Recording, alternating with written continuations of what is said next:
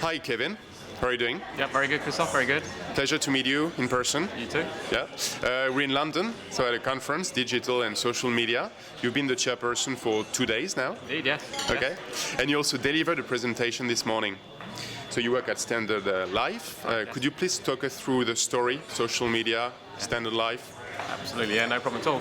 So, we've been working for about 12 or so months on our social media strategy, and we started off, doing the classic thing, which is around the listening campaign, working out where we wanted to play in this space. Was it relevant to us? Is it something that we need to take seriously now, or is it something that we were really thinking might not take off for 12 months or 2 years or whatever it might be? So we spent quite a bit of time thinking, what's going on in the marketplace? Is it relevant to our direct channel, to our retail intermediary channel, to our corporate customers, PR, sponsorship, etc., etc. And I suppose a lot of that time was spent on education, really, in terms of educating people internally about what did we mean by social media. And I think it's quite important that it's quite relevant over the last couple of days. People are saying that the term sometimes is a bit narrow, social media as a term. It's more about social in general, and it can span into insight, customer service, lead generation, brand awareness, etc., etc. So social media feels like a smallish term. But we really to PR/brand oriented. It is. It feels like a media buy and these things. Exactly. So we spent quite a bit of time on socializing, as it were, the story about what is social media, what does it mean. Let's put some numbers against it, and then let's start to try and demystify it, really. Up to the senior management and the board of the. Absolutely, yeah. So very big piece in terms of stakeholder management, particularly with the C-suite style parts of the organisation who, by and large, weren't using these things. So a fair amount of time on that. Moving then into how can it help us in our different channels? Looking at the business problems we're trying to solve in our channels. And then from there... So the framework, as you explained today. Yeah? Absolutely, yeah. So our strategy framework, which was around define the business problem, identify the appropriate social channel that might solve that problem, and then obviously putting in your measurement metrics, and then having those whole host of enablers is kind of what we've been working on. But we were very keen that we didn't run into this, and we'd obviously... The hindsight is a great thing, being able to look at other brands who've maybe had a few PR type of disasters off the back of it. So what we wanted to make sure was that even though it was very easy to set up a Facebook page or to set up a Twitter account, it was really the organisation that sat behind it, which is what we wanted to get in place before we opened up the door, really. So all the good stuff around policies, procedures, the making sure people understand the tone of voice, and really putting it in place so that if things did start to go wrong or we had any issues, we could respond in a very quick and fast way. So I think it totally makes sense. I mean, it's not just about, again, creating an account, but it's about engagement. It's about producing content, so content strategy, call to action. Where is it that you want to redirect people from Twitter or Facebook or LinkedIn?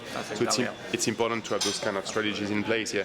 When you started your presentation today, you talked about the big challenges of the industry, not just Standard Life, which are around long-term engagement, awareness, being able to better target maybe emerging affluence, and building relationship with intermediaries. Yes. So, and I'm fascinated with that topic. I think it's huge in social. So what's your perception of that, and how social can help you build relationship with IFAs, for instance? Absolutely, yeah. Well, actually, interesting enough, what has come very clear is that the IFA community is very busy in social networks. So IFA Online, IFA Live. Yes. There's a lot of blogs, a lot of forums. In the UK, it's quite incredible, actually, the amount of activity. Yeah. In fact, actually, we've just done a piece with our Hong Kong business, which was we went out there to talk to them about how they can leverage a lot of the digital techniques, whether or not that be social, mobile, straightforward kind of websites, kind of tools and functionality.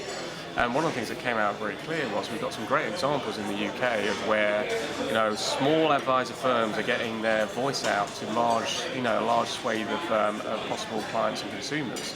So I think the advisor community is really getting quite excited about how they can exploit social media to get their propositions out there and to generate leads, and then to go from there into clients. And we know with the retail distribution review, obviously on everyone's mind within that sector, being able for them to be able to sell their proposition, as it were, and get their thought leadership and their opinions out there to a big audience is going to be very important. So we've done quite a lot of that. So Can you share any initiatives you launched or activities in that space for intermediaries? So we're quite interested in how do we participate in the forums that are already on the go, where they're talking about things like RDR and pension reform and how to encourage people to do long-term financial planning. Then looking at do we then possibly facilitate our own forums around that, so where we become more of the moderator, facilitator of those. On your own assets then? On our own assets. The other part is then how do we use, again, we're looking at the use of Twitter and things like that to say, well actually, is that a way that we can communicate better between our account managers and our advisor community?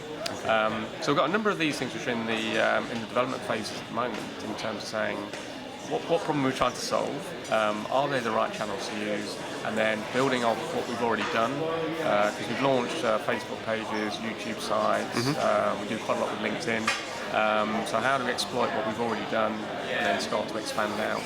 In fact, the way we describe our strategy is start slow, expand out. That's the phrase we're using. So get the toe in the water, make sure you do it in a robust, compliant way, and then start to grow and grow. And I agree with the intermediary space is certainly got a lot of opportunities in it. So. No, totally, actually, spot on, yeah. We talked about, and you talked about Facebook, LinkedIn, but to think, and you urge people to think over and beyond that, and think about niche communities or communities of experts in your target segment. Absolutely. So that's what you want to leverage as well as part of that, IFAs and intermediaries. And we know that IFAs are. They're bound together by they're all advisors. Two is they share some common challenges coming up. So they're a perfect community, and realistically, we're not going to find them on Facebook. We're going to be finding them in small niche hubs. And it's people actually who are craving for more visibility online. People who don't have the resource to spend really getting training, and so if you could do that, give them visibility, give them access to better information, create leads, generate leads for them. Absolutely, yeah. You're going to deepen and strengthen the relationship with them. So it's a winning relationship. Actually, we also find as well that the way that individuals are searching for financial advisors and financial advice is changing, and we're finding that people are looking at the Academy and IFA Life and others. Ruby and things like all of these things where so the nature of how clients are finding advisors is changing, and realistically those advisors have got to go and start playing in those spaces as well. Another point you mentioned, which is again totally with you on that one, it's not just about size. So size doesn't matter. Sorry, it's always weird. Size matters to some extent, but it's all about engagement. It's all about building real relationship with the people who matter to you, to your industry. Absolutely. And you talked about funds ROI. Yes. So again, what's Standard Life's position on that? Yeah, I suppose this is one we've started to look at this, which is say, what are the measures and metrics we want to concentrate on? So I think there's been a theme over the last day, which is, pick the right measures, put in tools to actually keep an eye on them, and then hope, make sure that they translate into, a better bottom line, effectively. Yes. So fan ROI is something we're just looking at now, which is to say, is it something that we should be worried about? Is the method that people go about calculating it correct? Does it tell us anything? And as you saw from the pitch earlier, whilst there's some good, interesting stats out there, you do have a note of caution that has to go with it, which is you might be kind of having a self-fulfilling prophecy here that those people who are on your Facebook site are more valuable. So they already like you anyway as a brand. So fan ROI is important, but along with the engagement metrics, the traffic driving metrics. And effectively, as we said earlier, it's the direct correlation between a post on Facebook and a sale might be a bit hard to kind of join those two together, but we certainly want to be able to work away from social metrics to brand metrics through to track them back. Yeah.